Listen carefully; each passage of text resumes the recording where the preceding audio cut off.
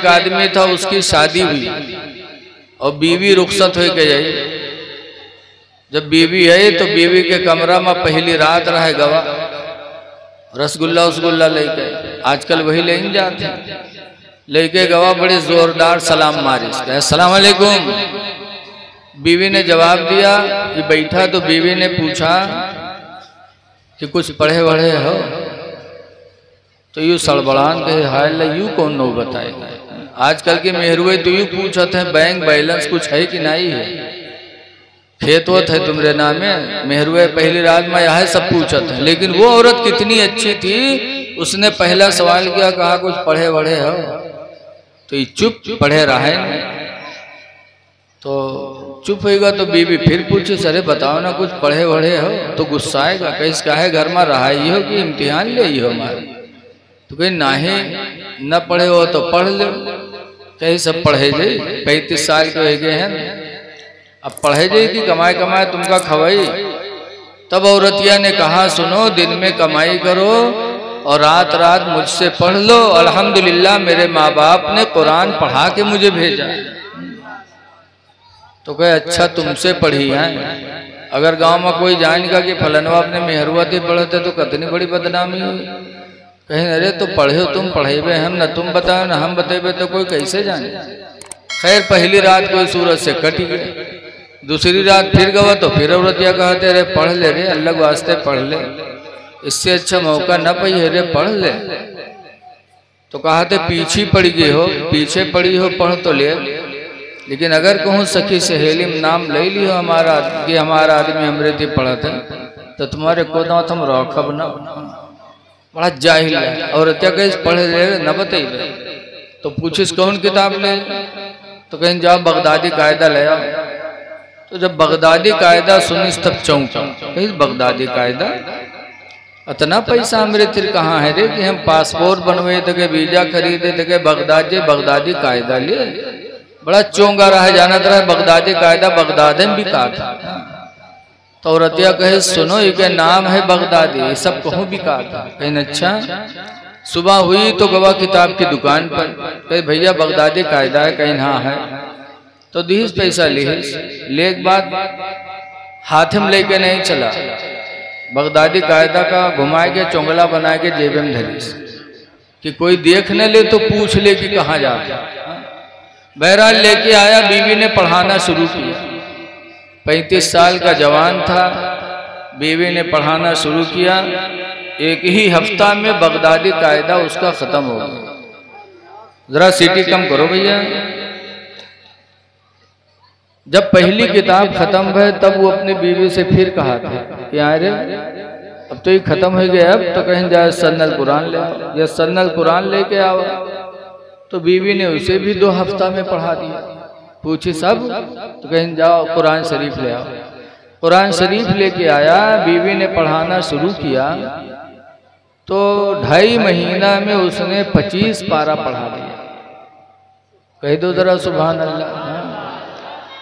जब 25 पारा पढ़ेगा तब एक दिन कहला कि आए रे 25 पढ़ डाले हम, 5 रह गए हैं और अभी कोई जान नहीं पैसे। तो तनी अपने सखी सहेली में कहूँ बताओ कि हमरे आदमी पढ़े हैं, अब खुदे प्रचार करवावे। तब बीवी ने कहा घबराओ ना, तुम्हारे नाना के मामला आखिरी चलत है और खत्म हुई है। तीसरे दिन संयुम हुए तो गांव के लोग जुटी हैं, वही तुम कुरान पढ़े तो गांव में आउट हुई। अल्लाह मर्जी के नाना के मामला चलत रहे डामाडोल, वही के खत्म। जब खत्म हो गए तो तीसरे दिन संयुम हुआ तो मस्जिद में गांव के लोग जुटे, कुछ कुरान पढ़े कुछ चना पढ़े। तो यहू कुर्ता पैजामा टोपी भी लगा के पहुंचा। तो जब पहुंचा तो कुरान वालों की तरफ बढ़ा, अभी के सथीवे बैठे चना पढ़त रहा। जब कुरान वाले की तरफ बढ़ा तो सथीवे के कुर्ता पकड़ के खींचन के यहाँ आओ, यहाँ रे बाहर कहाँ जाते रे, बाहर कुरान वाले इधर, चना वाले इधर आओ। सथीवे जानत रहे न यूं पढ़े न हम पढ़े। तो कहीं न आज हम कुरान पढ़ गए। सथीवे कहीं नहीं कब से रे, कहीं न आज से। तो सथीवे छोड़ दिन, कहीं देखी कैसे पढ़ा था। जब गया कुरान शरीफ उठाया और शुरू किया बिस्मिल्लाहिर्रहमानिर्रहीम, अल्हम्दुलिल्लाह रब्बिल आलमीन। जिस तरह बीवी ने एक आयत करके पढ़ाया था, पढ़ने लगा। जब अलहम्दो पढ़ के ख़त्म किए तो सतीवे जानिन हो सकते कहूँ पूछ पूछ के याद के लिए से। तो कह जब अलिफ लाम मीम पर जुटा और एक सफ़ा पढ़ के दोसर वरक खोलिस तब सतीवन के बर्दाश्त नहीं भाई। सतीवे उठे कहने कुरान बंद कर, बंद कर। तो सतीवे पूछे नायरे तू पढ़े कब रे? जिंदगी भर हरहा हमरे साथे चराए, चोरी छिंदरई हमरे साथे की, तू पढ़े कब रे और कहाँ पढ़े? तो कहे घर में पढ़े। घर में को पढ़े इसे रे? तो कहे घर में। कहाँ पढ़े? तो कहे घर में। पूछे कि के पास पढ़े रे? तो कहे घर में। बीवी के नाम नहीं ले, घरे घर बक्कर। तब सतीवे समझ गए कि यार इसकी बीवी ने पढ़ाया, इसलिए कि बीवी का दूसरा नाम घर में भी तो है। हम लोग मदरसा चले थे, बहुत से लोग आई मौलाना साहब तो नहीं तबीज बनाए। तो पूछो कहा बात? तो कहीं घर में मूड पिरा थे मौलाना साहब। अब बताओ घर में कहूँ मूड होता है, बीवी का मूड पिराए तो जानो घर में मूड पिरा। ऐसे बहुत से गिलास में पानी ले कहे तेरे मौलाना साहब फूंक दो। पूछो कहा बात? तो कहें घर में पेट पिराते। बताओ घर में कहूँ पेट होता है। मेहरुआ के दूसरा नाम घर माँ। पूछे कहाँ पढ़े रे? तो कहा घर माँ। पूछे को पढ़ाई से रे? तो कहा घर माँ। तो सतीवे समझ के कुछ नहीं कि बीवी पढ़ाई से। तब साथियों ने दुआ मांगना शुरू किया कि अल्लाह जैसे मेरे साथी को नेक बीवी अता किया कि मेरा साथी जाहिल था कुरान का कारी बन गया, अल्लाह ऐसे ही नेक बीवियां हम लोगों को भी अता फरमा दे। जिसको नेक बीवी मिल जाए दुनिया की सबसे बड़ी दौलत उसको मिल गई जान। उससे बड़ी दौलत है ही नहीं कोई दुनिया में। हुजूर खुद फरमाते हैं अद्दुनिया कुल्लुहा मता, पूरी दुनिया को अल्लाह ताला ने नेमत बनाया है। व खैरो मताए दुनिया, और दुनिया की सबसे बेहतरीन नेमत अलमरअतुस सालिहा, नेक औरत है। नेक औरत दुनिया की सबसे बड़ी नेमत है। और नेक औरत है कौन? सब कहा थे हम नेखन नेखन, लेकिन हुजूर ने नेक औरत की 3 पहचान बताई। हमारी माँ बहनें भी सुनती होंगी, सुन लें जरा पानी मांगो। हुजूर सल्लल्लाहु अलैहि वसल्लम से पूछा गया अय्युल मरअती खैरुन, अल्लाह के रसूल सबसे अच्छी औरत कौन है? जब हुजूर से पूछा गया कि अल्लाह के रसूल सबसे अच्छी औरत कौन है,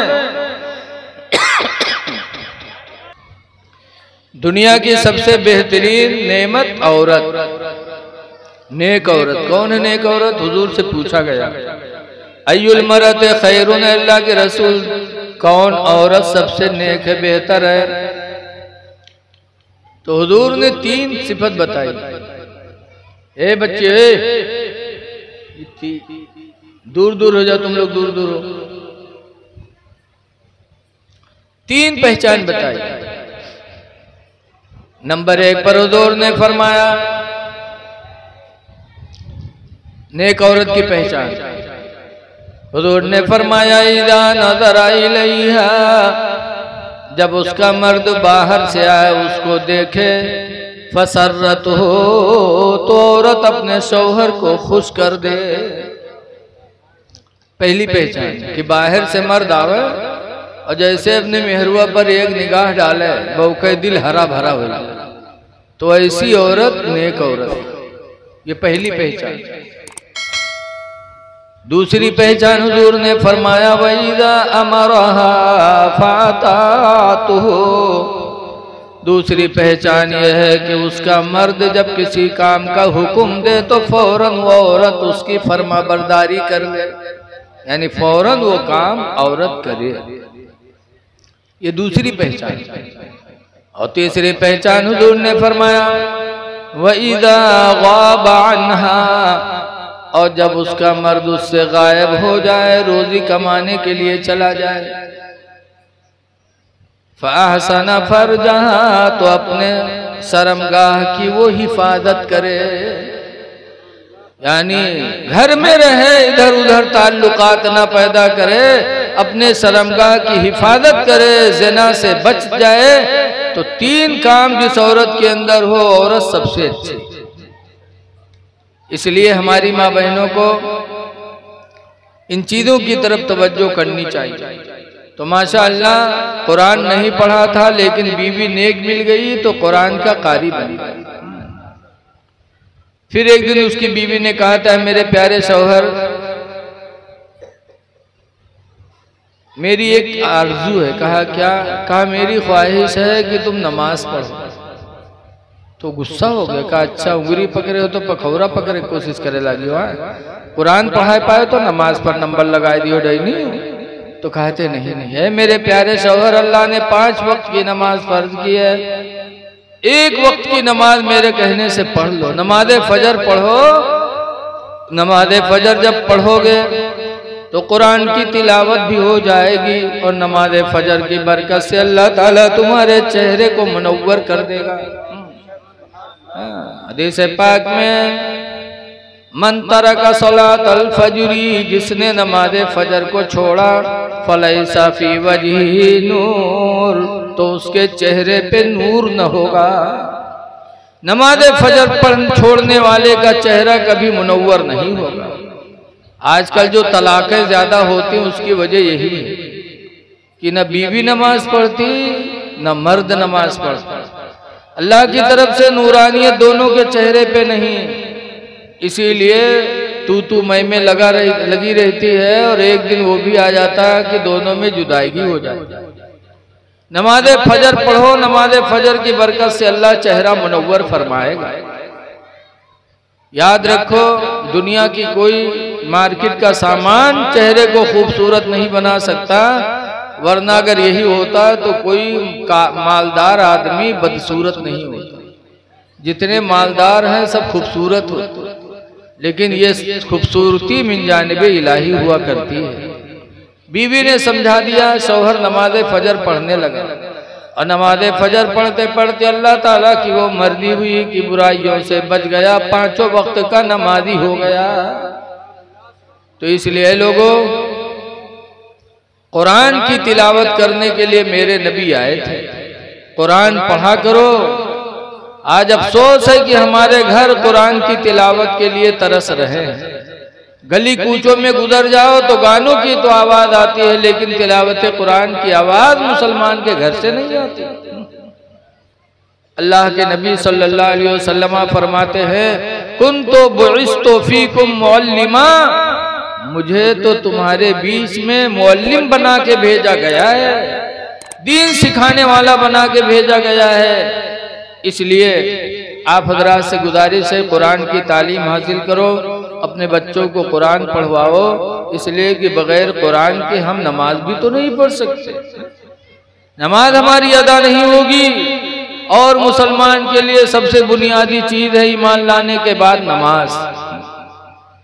आज हमारी नमाजें छूट रही हैं और हम पर कोई फर्क नहीं पड़ रहा है। रसूलुल्लाह सल्लल्लाहु अलैहि वसल्लम के एक सहाबी थे, हजरत अली शेर खुदा रदी अल्लाह ताला। ऐ या अली कहने वालों, जरा सोचो कि अली क्या थे। मक्का के करीब एक साहबा एक जगह है जहां हुजूर हजरत अली के रान पे सर रख के लेट गए थे और हजरत अली ने असर नहीं पड़ी थी। असर नहीं पड़ी थी, हुजूर सो रहे थे, उनके रान पे सर रख के सूरज डूबने लगा। अब हजरत अली परेशान कि हुजूर को जगाता हूं तो हुजूर को तकलीफ होती है और अगर नहीं जगाता हूं तो नमाज असर जाती है। देखो, ये एक है मोहब्बत रसूल और एक तरफ है नमाज। हजरत अली के सामने 2 चीजें थी, एक तरफ नमाज और एक तरफ मोहब्बत रसूल, कि अगर जगाता हूं तो नबी को तकलीफ और नहीं जगाता हूं तो नमाज जा रही है। लेकिन हजरत अली शेर खुदा ने किसको किस पर तरजीह दिया? मोहब्बत रसूल को नमाज के ऊपर तरजीह दे दी, हुजूर को जगाया नहीं। जब सूरज डूब गया तो हजरत अली रदी अल्लाह ताला अन्हु नमाज असर की छुटने में रोने लगे। और इतना रोए कि सरकार के आंख से आंसू निकले। अली हुजूर के हजरत अली के आंख से आंसू निकले और हुजूर के चेहरे पे गिरे। हुजूर ने आंखें खोली, अली रो रहे हो? कहा या रसूल अल्लाह मेरी नमाज असर चली गई, सूरज डूब गया, इसलिए मैं रो रहा हूं। नमाज असर की बड़ी फजीलत है। दिन के जाने का वक्त होता है, रात के आने का वक्त होता है, और इंसान अपने काम में लगा रहता है, सोचता है इतना काम कर ले फिर पढ़ेंगे, इतना काम कर ले फिर पढ़ेंगे, घर जाना है। इसी सोच में कभी कभी नमाज असर गायब कर देता है। तो अल्लाह ने कुरान की आयत इसके ताल्लुक से नाजिल फरमाई, हाफिजू अलस्सलाति वस्सलातिल उस्ता, ऐ मेरे बंदो नमाजों की पाबंदी करो, वस्सलातिल उस्ता, और बीच वाली नमाज का खास ध्यान दो। ये असर की नमाज बीच की नमाज है, रात के आने का टाइम, दिन के जाने का टाइम। तो पांचों नमाज की पाबंदी करो, खास तौर से बीच की नमाज का। और वही नमाज असर थी, हजरत अली की छूट गई तो रोए थे। तो हुजूर ने उंगली का इशारा फरमाया था तो डूबा हुआ सूरज फिर वापस आया। सुना होगा आपने 12।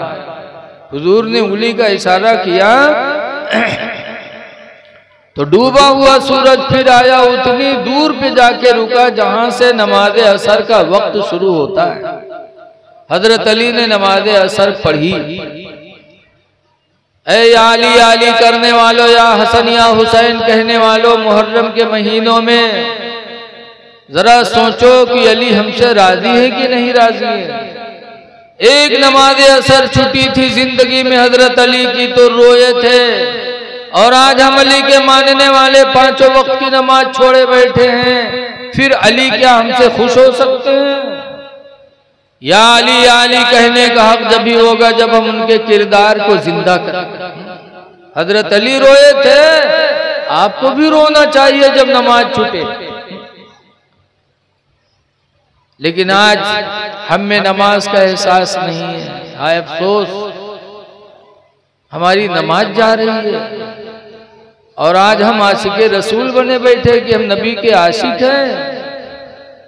आशिके रसूल थे तो हजरत अली शेरे खुदा थे, किरान पे सर रखे रहे तो अली ने जगाया नहीं, नमाज असर छूट गई।